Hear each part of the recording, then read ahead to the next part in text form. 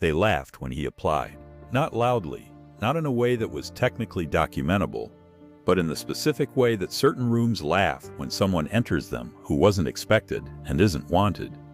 The small adjustments in posture, the shared glances, the particular quality of politeness that is designed to communicate its own insufficiency. He sat in the lobby of Hargrove Capital Partners on a Tuesday morning in March with his resume in a folder and his daughter's drawing of a horse in his jacket pocket, the one she had given him that morning and told him to carry for luck, and he waited 45 minutes past his scheduled interview time before anyone came to tell him that there had been a scheduling conflict and they would need to reschedule. He said, of course, left his card, and took the elevator down. 3 years later, he bought the company. If you have ever been told, without words, that a room wasn't built for you, and decided to build a better one, this one is for you. Stay with us. Marcus Reed had a system for interviews, developed over 11 years of being the kind of candidate that certain hiring committees couldn't quite place. He wore the same dark suit he had worn to his daughter Kezia's school concert the previous spring, because it was the suit that fit him best, and because he had stopped buying new suits for interviews after he understood that the variable these rooms were responding to was not his presentation. He arrived early, he sat straight. He answered questions with the precision of someone who had thought carefully about what was being asked and what was actually worth saying. He did not perform enthusiasm. He did not perform deference. He was 38 years old, and he had been working in infrastructure finance for 12 years. And he knew the field the way you know a thing when you have spent more than a decade inside it. Not the way you know it from a textbook or a business school case study, but the way you know the specific weight of a decision made under real conditions with real consequences. When the model you built at 3 in the morning is about to be tested by people whose money it is. He had applied to Hargrove Capital Partners because it was the right fit at the right moment. The firm managed a portfolio of infrastructure assets, toll roads, water treatment facilities, energy distribution networks that intersected precisely with the work he had been doing for the previous 4 years at a mid-sized regional fund. He had analyzed their published portfolio positions before the interview and had specific ideas about 3 assets they were almost certainly undervaluing, and one they were almost certainly overexposed to. He had written these ideas up in a 3-page memo that he had brought to the interview along with his resume, prepared to share if the conversation reached a point where sharing it made sense. The conversation never reached that point, because the conversation never really happened, because the 45-minute wait had been followed by a 3-minute conversation with a junior associate who explained the scheduling conflict in a way that communicated very efficiently that the scheduling conflict was not the primary reason for the outcome. Marcus took the elevator down. He put the folder with the resume and the 3-page memo in his bag. He walked to the parking garage, retrieved his car, and drove to pick up Kezia from her after-school program. She asked how it went. He said fine, which was what he said about most things, and which she had learned to read correctly at about age 6. She looked at him for a moment with the specific attentiveness of a 9-year-old who has been paying attention, and then said that it was their loss, which was something she had clearly heard somewhere, and was deploying with the instinct of a child who understands timing. He looked at his daughter and felt the particular warmth of being known by someone who had not yet learned to know you cautiously. Yeah, he said, it is. He drove them home. He had started Reed Infrastructure Advisors 14 months earlier, in the 2nd bedroom of the apartment he shared with Kezia, with a laptop, a financial modeling subscription, and a contact list that he had built over 12 years of being the person in every room who understood the numbers better than anyone else, and had rarely been given full credit for it. The firm had 2 clients in its first 6 months, both small, both introduced through personal relationships rather than through the formal channels that firms like Hargrove used to find advisors.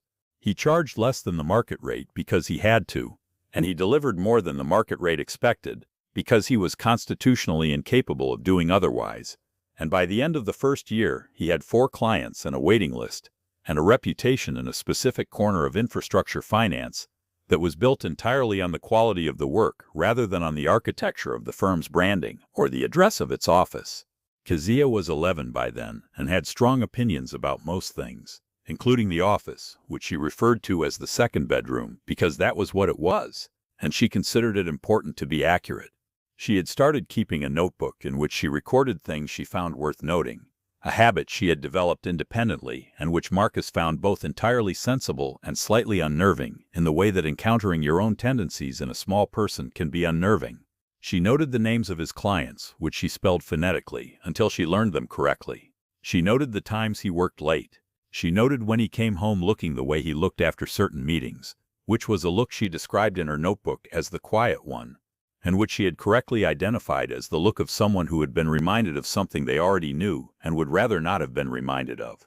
The Hargrove situation came back into view 18 months after the interview, through a contact Marcus had known since his first year in the field, a woman named Patricia Chen, who ran a small advisory practice out of Houston, and who called him one afternoon in October to tell him that she had heard, through the specific channels through which these things travel, that Hargrove Capital Partners was in trouble. The nature of the trouble was the kind that comes from a combination of overexposure in a specific asset class and a management team that had made several decisions based on an understanding of the regulatory environment that had turned out to be less accurate than their confidence in it had suggested. The firm was not failing, but it was soft, and it was going to need either a capital infusion or a strategic restructuring, and the partners were beginning to have conversations about which of these things was preferable and whether either was achievable on terms they could accept. Marcus thanked Patricia and ended the call and sat at his desk in the second bedroom for a while, looking at nothing in particular. He pulled up his files on Hargrove, which he had maintained as a habit since the Tuesday morning in March, because he found the firm's portfolio genuinely interesting as an analytical object, and because he made a point of maintaining files on things he found interesting, regardless of whether there was an immediate practical reason to do so. He spent 3 hours going through the files and updating his analysis with the intervening 18 months of public information, and by the end of those 3 hours he had a clear picture of what the problem was, where it had come from, and what a path through it might look like. He wrote this up in a memo. It was not 3 pages, it was 11. He did not send it to anyone. He put it in a folder and continued his other work. The call from Hargrove came 6 weeks later. It came from one of the senior partners, a man named Jeffrey Hartley, whom Marcus had researched at the time of the original application and knew to be the firm's most analytically rigorous decision-maker. The person in the partnership who was most likely to respond to a well-constructed argument rather than a well-constructed presentation. The call was careful and professional and communicated, with the precision of someone who had rehearsed it, that the firm was exploring strategic options and had been directed toward Reed Infrastructure Advisors by a contact whose judgment Jeffrey respected. Marcus said he was familiar with the firm. Jeffrey said he imagined so. There was a pause. Marcus said he had an analysis he had been working on. Jeffrey said he would very much like to see it. The meeting took place the following week. Marcus arrived on time, which was not 45 minutes early and not 45 minutes late. He was shown into the same conference room where he had eventually been interviewed, briefly, 3 years earlier, and he sat in a chair that was in approximately the same position as the chair he had sat in then, and he opened his bag and put the 11-page memo on the table. Jeffrey Hartley and 2 other partners sat across from him, and they went through it. They asked questions. The questions were good questions, which told Marcus something important about the quality of the people in the room, and he answered them directly, without softening his assessments in the places where the assessments were uncomfortable, because he had learned a long time ago that being useful required being honest, and that being honest required not adjusting what was true to fit what was wanted. After 2 hours, Jeffrey said that the analysis was the most precise assessment of the firm's situation he had seen, including from the advisors the firm had already engaged. Marcus said he had had 18 months to think about it. Jeffrey looked at him for a moment. He understood what was being communicated, and to his credit, he did not look away from it. He said that he owed Marcus an acknowledgement regarding the circumstances of the original interview. Marcus said it wasn't necessary. Jeffrey said it was necessary to him. Marcus said he understood that, and he did. The engagement that followed was the largest single mandate Reed Infrastructure Advisors had undertaken. It ran for 7 months and involved a restructuring of 2 of Hargrove's 3 underperforming assets, a capital raise that Marcus structured in partnership with 2 institutional investors he had relationships with, and a governance reorganization that addressed the decision-making failures that had created the exposure in the first place. At the end of the 7 months, the firm was stable. It was not dramatically profitable, but it was no longer soft, and its path forward was clear, and its asset base was sound, and its management team had been restructured around people who understood the regulatory environment they were operating in. At the conclusion of the engagement, Jeffrey made an offer. The nature of the offer was unexpected and took Marcus a week to fully think through. What Jeffrey proposed was a merger, not an acquisition. A merger in which Reed Infrastructure Advisors would become the analytical and strategic core of a reorganized Hargrove, with Marcus as a managing partner and the economics structured to reflect the contribution of the work he had done and the relationships he had brought. Marcus took the week he needed. He called Patricia Chen, who told him what she thought, which was that he had spent 12 years building something that deserved the infrastructure to grow, and that this was one version of that infrastructure, not the only version, but a real one. He thought about the second bedroom, and the contact list, and the 11-page memo that he had written in the evenings after Kezia was in bed, and that had started, in some sense, 3 years earlier in a lobby, where someone had kept him waiting 45 minutes, and then sent a junior associate to explain a scheduling conflict. He said yes. The terms were what he had asked for. Kezia found out the following Saturday. He told her over breakfast, in the particular way he told her things that were significant, which was without preamble and in plain language. She put down her spoon and looked at him with the direct attention she brought to things that required direct attention. "So you own part of the company that didn't hire you?" she said. He said that was approximately correct. She picked up her spoon again.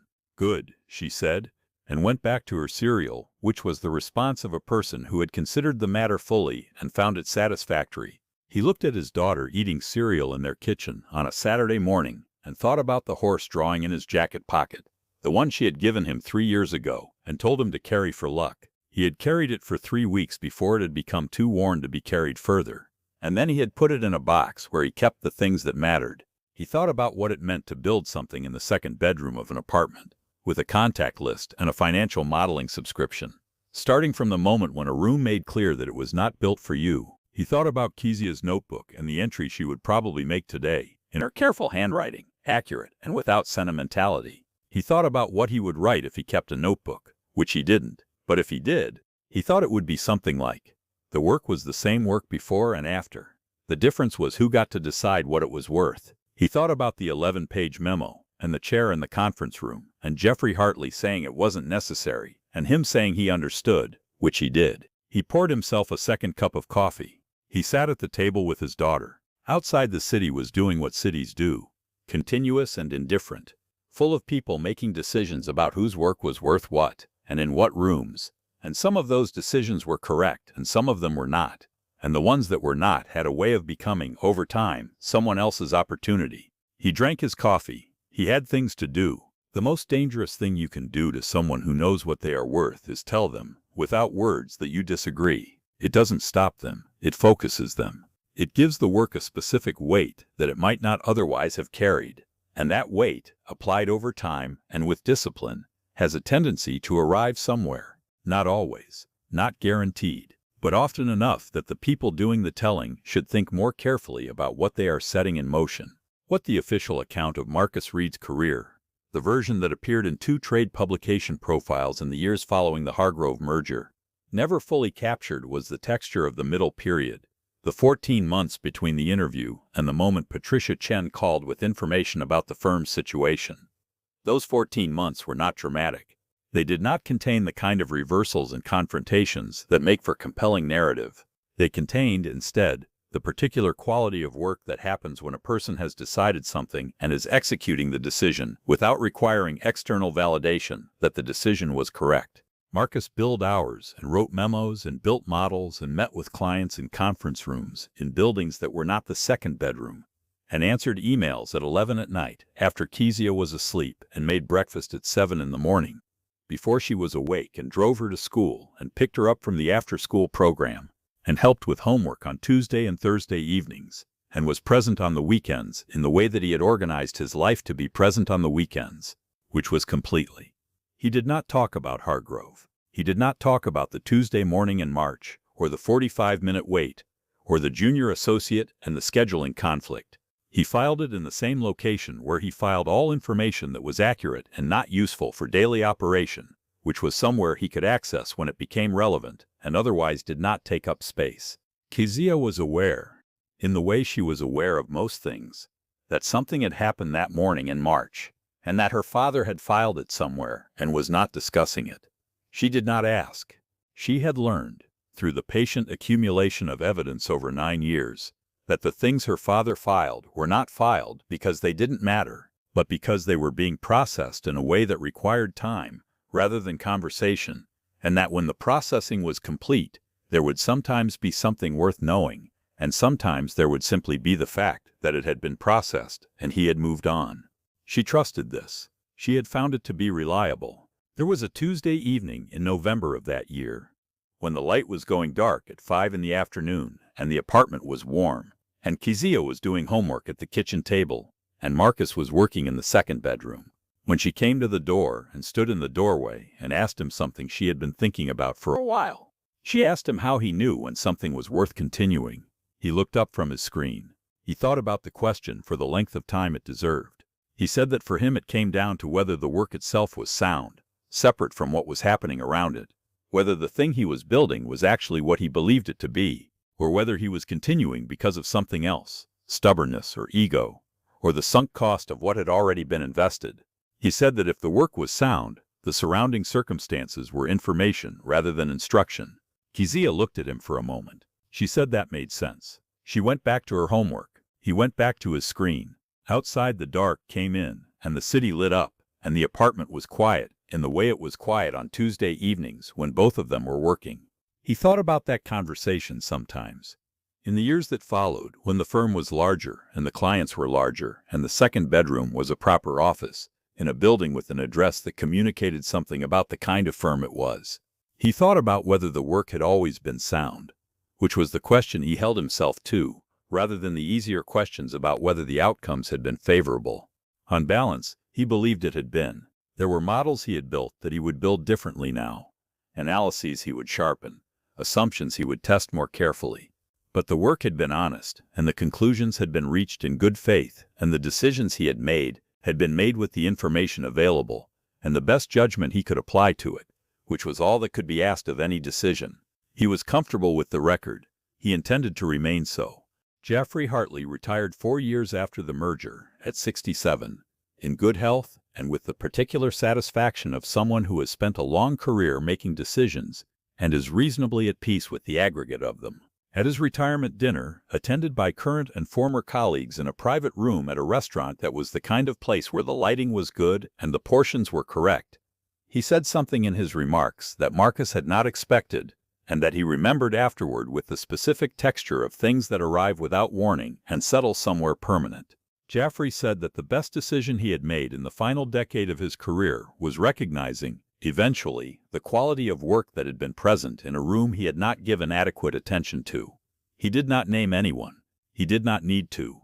Marcus sat at his table and listened and thought about the lobby and the 45 minutes and the junior associate and the scheduling conflict. And he thought about how long it had taken, and what had happened in the time between, and what his daughter had said over cereal on a Saturday morning. And he thought that good was about the right word for it, and that accurate and without sentimentality was not a bad way to receive most things. He drove home after the dinner. Kezia was 22 by then, in her second year of graduate school in urban planning, which she had chosen because she had grown up watching her father analyze infrastructure, and had developed, through proximity and attention, a framework for thinking about the built environment and its relationship to the people who lived inside it. She called him on his way home, which she sometimes did when she knew he had been somewhere significant. He told her about the dinner and about what Jeffrey had said. She said that was good. He said yes. She said she had been thinking about something she had written in her notebook when she was 9, not long after the March morning, which was that it was their loss. He said he remembered. She said she still thought that was correct, but that she was glad it had also eventually been his gain. He said so was he. They talked for a while longer, about her coursework and his current projects and a book she had read that she thought he would find interesting. And then she said good night, and he drove the rest of the way home, through streets that were quiet in the way. City streets are quiet at 11 on a weeknight. And he parked and went inside and made a cup of tea, and sat at the kitchen table in the apartment that was still the same apartment. Just the two of them, and then just him, and then her on holidays and long weekends. And he thought about the work. He thought it was sound. He thought it had always been sound. He thought that was enough, and it was.